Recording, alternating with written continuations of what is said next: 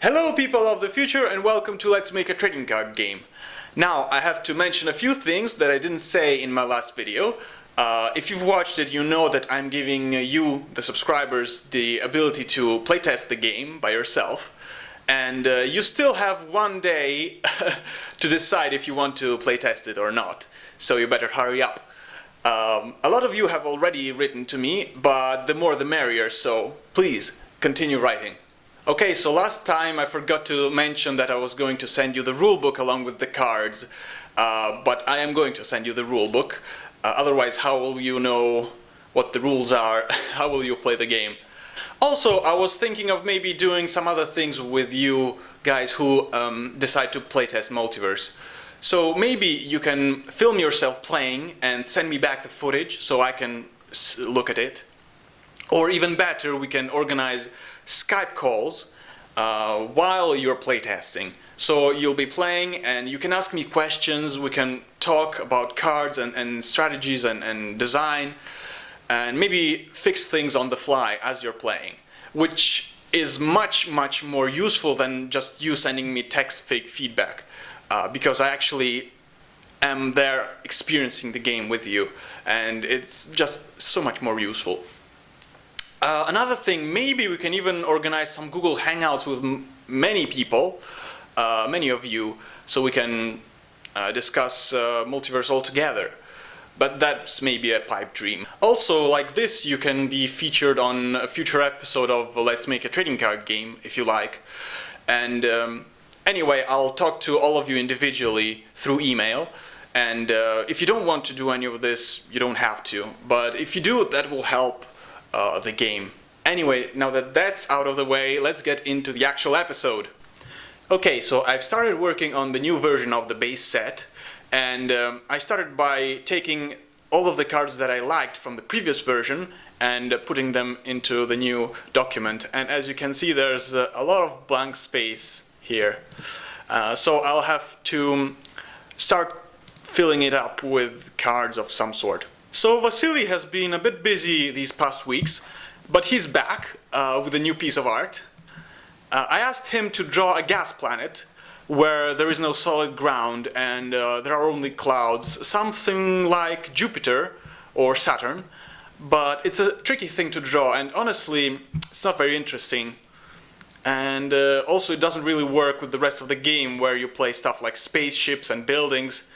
How can you build something on gas? So the whole thing was a bit iffy, and we decided to go for a planet with floating islands. It keeps the flavor, you can build something on the islands, and it also looks very space fantasy, which I like personally. I think I described it to him as Pandora meets Bespin, if you know what I'm saying. In fact, this may be my favorite piece of art Vasiliy made for Multiverse. Well done. Okay, so now there's a lot more cards. I've filled a lot of empty spaces with top-down designs, so designs from things that are well known in science fiction and space fantasy, and put them into my game, change them a bit of course, but they need to be recognizable. And now I'll fill in all of the gaps with bottom-up design cards, starting with the ability and the gameplay aspect, and then filling everything in so that the strategies all work within the colors, and it's not just a random collection of things that, oh, I recognize this is the Death Star. No, there's no Death Star, it's just a card that reminds you of the Death Star. Or, I don't know, there's the Borg. Oh, no, it's not the Borg from Star Trek. It's something different that works similarly, but you recognize the themes and the archetypes. I've also been double-checking the entire rulebook and rewording things so that they are easier to understand, and trying to find different things that are not up to date, because I've been working on the same file for a very long time, and some things are left over from previous versions, so I'm taking all of that and rewording all of the rules so that they make sense for the new version of the game. Another thing that I realized is that changing something in the game has ripple effects throughout the entire game. So changing the way planets are conquered had ripple effects on the original power curve, if you remember this thing. It takes into account only one planet, but now that it's so much easier to conquer many planets, waiting a turn provides you with not just 2 resources, it can provide you with 4 and 6, and the difference from a card costing 2 and 4 is not waiting a turn, because if you have 3 planets and you don't play something on one planet, you can play something on another, so you're not waiting a turn, you're doing things just in other places.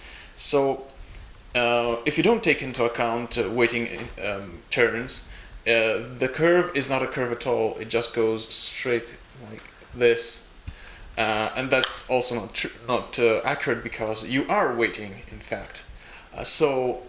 Even though not an entire turn, it's still not playing something where you could play it. So the actual curve should be somewhere in the middle here. And all of the cards that I will be creating have to follow this new power curve. And unfortunately, I don't think I have the time to calculate exactly where it's supposed to be. So I'll have to figure it out intuitively. Yes, finally I'm done. I'm done with making all of the cards follow this new power curve. It's actually been kind of improvised on the spot. That's because I don't have really the time to fix and figure out the new power curve. There's just too many variables. It's kind of difficult. I've been working a long time, all night actually, and I'm really tired. So it's great that I'm finally done, and it looks like everything works. I kept the commons as simple as possible. I've made everything work within the strategies, and I've also been adding cards based on the gameplay. So what I was thinking, what happens during the game? You play cards, you move them around, you attack, you explore spaces, damage is dealt, things die. So I've been creating cards based on these scenarios, and not just random, oh, if this card combos with this one, then you get a bigger, I don't know. I've been working so long, I'm really tired, I'm going to bed. But yes, now I just need to make card sheets and send them out to all of you. Actually, no, before I start sending the cards out, I need to test them internally with some of my friends, so that there aren't any obvious mistakes and game-breaking cards, because that's always a possibility. And then I'll send the cards over to you. Alright, so I've prepared the tile sheets, I've printed them out and cut them, and I've made 6 quote-unquote decks, each with 2 copies of every card in its color, and galaxy decks. The idea is to test the 6 colors against each other and see which strategy is the strongest, which one wins most of the time, and just see if I've done a good job balancing out the cards. Okay, so all in all, the results for the test session were very, very positive. All of the decks had their good moments. I think every color won at least one game, and both strategies, by the way, won the game, the direct and the expansive. The cargo ability made sense and it worked. This may actually have been the best test session I've had yet for Multiverse. There were some issues, like the orange color was a bit too slow and a bit on the weak side. I will fix that. Even green and violet, which are the more combo-oriented colors, performed well. That surprised me. That's because all of the combo pieces synergized with a lot of other cards, and not just each other.